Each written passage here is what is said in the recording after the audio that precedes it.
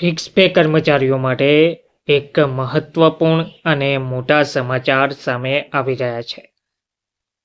Fix pay કર્મચારીઓ માટે 2012થી જે ચાલી રહેલા સુપ્રીમ કોર્ટના કેસનું જે સત્ય છે તે બહાર આવી રહ્યું છે. આ ફાઇલ આજે પણ બંધ છે, કારણ કે જો આ ફાઇલ ખુલી ગઈ તો સિસ્ટમના કેટલાક ચહેરા ઉઘાડા થઈ જશે. 10 વર્ષ, 12 વર્ષ અને કેટલાક માટે તો 15 વર્ષ. એક જ ઓફિસ, એક જ ટેબલ, એક જ કામ, પણ પગાર અડધો, ફિક્સ અને ભવિષ્ય વગરનો. નમસ્કાર મિત્રો, સ્વાગત છે તમારું અમારી યુટ્યુબ ચેનલમાં. મિત્રો, આ જે વિડીયો છે તે ફક્ત સમાચાર નથી. આ વિડીયો છે ગુજરાતના લાખો ફિક્સ પે કર્મચારીઓની અધૂરી કહાની.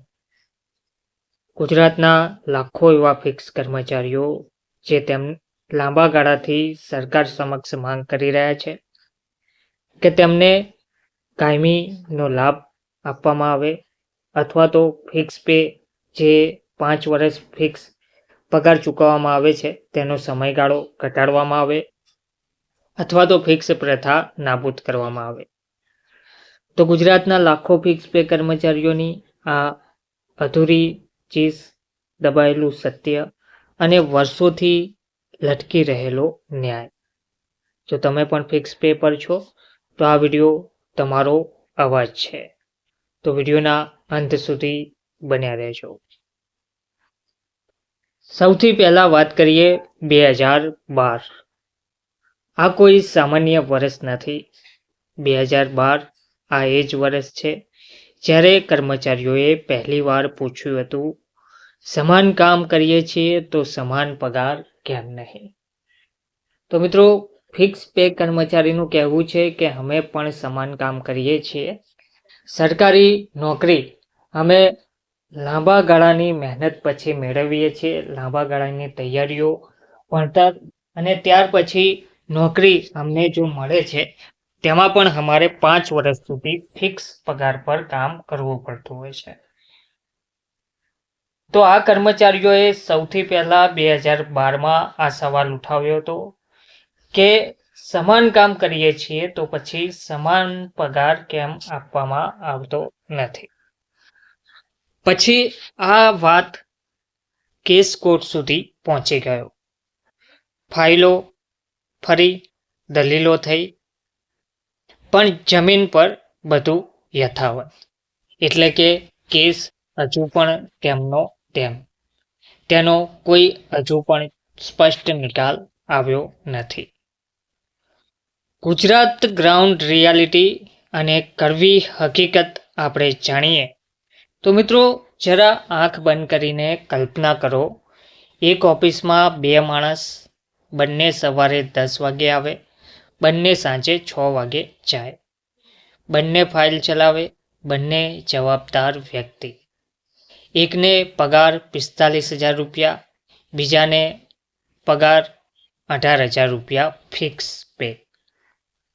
પ્રશ્ન એ છે, ગુનો શું, ભૂલ શું? ફક્ત એટલું જ કે એક ફિક્સ પે પર છે, એટલે કે ફિક્સ કર્મચારી છે. કામ તો બંનેનું સરખું છે. તો પછી આ અન્યાય શા માટે? System failure. સરકાર સામે એક સવાલ. સરકાર કહે છે પોલિસી છે, પણ મિત્રો, પોલિસી માણસ માટે હોવી જોઈએ, માણસ પોલિસી માટે નહીં. ફિક્સ પે કોઈ ટ્રેનિંગ નથી. જ્યારે માણસ 10 વર્ષ કામ કરે છે ત્યારે તે માણસ ઘડાઈ જાય છે.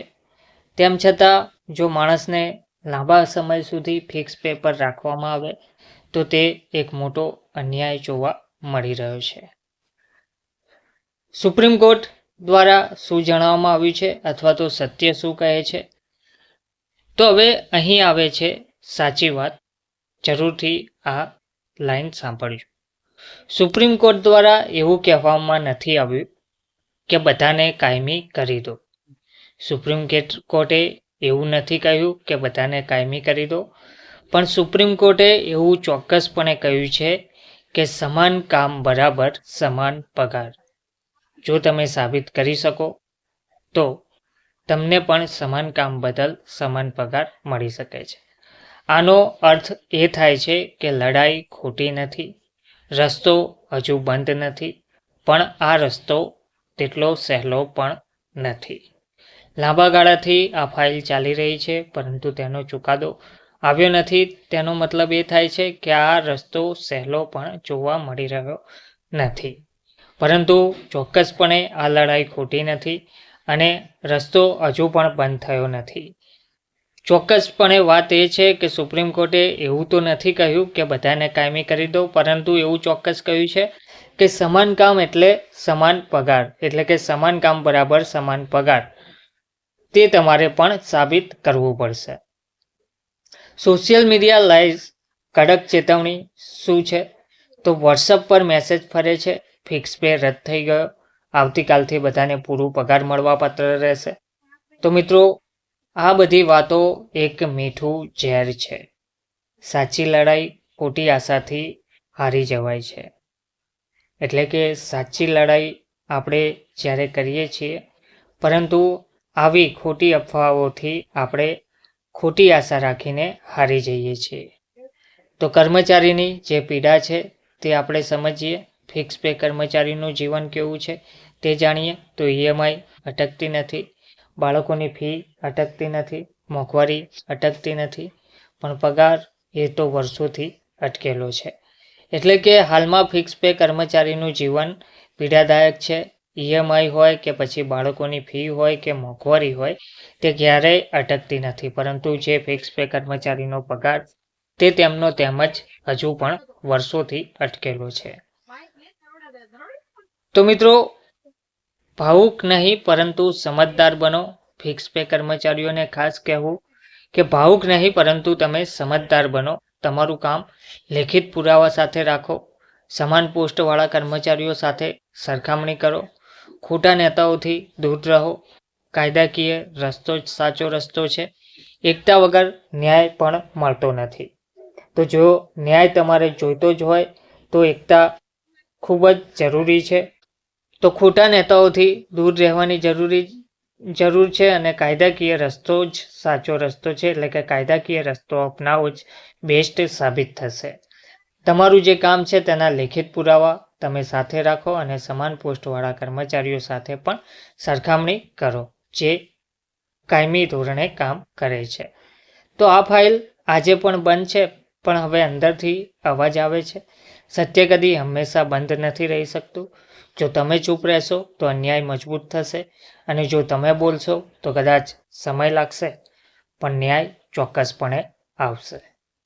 જો તમે ફિક્સ પે કર્મચારી છો તો આ વિડીયો ફક્ત જોવો નહીં, ફક્ત સાંભળો નહીં, શેર કરો આ વિડીયોને વધુને વધુ અને એકબીજાને આ વિડીયો સાથે જોડો. કમેન્ટમાં લખો તમે કેટલા વર્ષથી ફિક્સ પે પર છો. જય હિન્દ, જય ગુજરાત.